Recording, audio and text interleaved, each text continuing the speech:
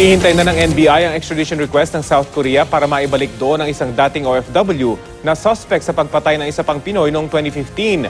Noong nakarang taon lang nang matagpuan ang kalansay ng biktima sa isang septic tank sa South Korea. Narito ang aking report.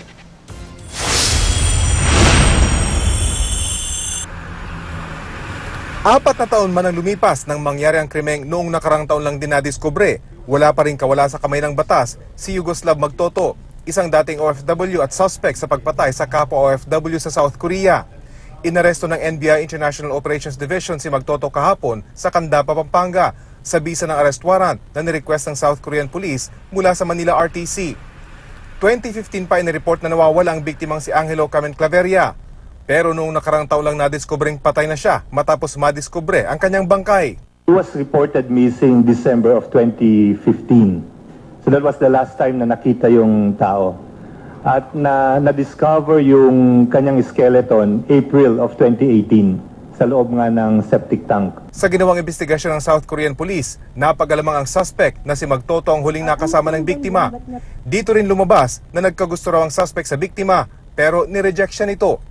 Pero matapos mawala noong 2015, nadiskubreng ginamit pa ang kanyang debit card. Kinuha pa yung kanyang bag, yung kanyang phone, yung kanyang debit card, at winidraw pa yung pera ng ating victim to the amount of 47,600 pesos in Korean won. Matapos madiskubre ang kalansay, kumuha ng DNA sample ang South Korean Police sa ina ni Claveria sa Iloilo. Agad naman daw ito nag-match kaya positibong nakilala ang biktima. Dito na naglabas ng red notice ang Interpol laban sa suspect na 2016 pa nakabalik sa bansa.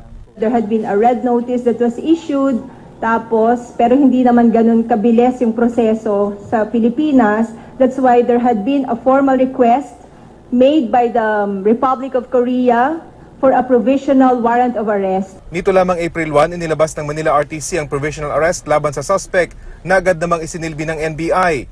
Tumanggi magsalita ang suspect lalo't wala pa raw siyang abogado. Hinihintay na lang ng NBI ang extradition request ng South Korea para maibalik ang suspect sa naturang bansa para kaharapin ang kasong murder.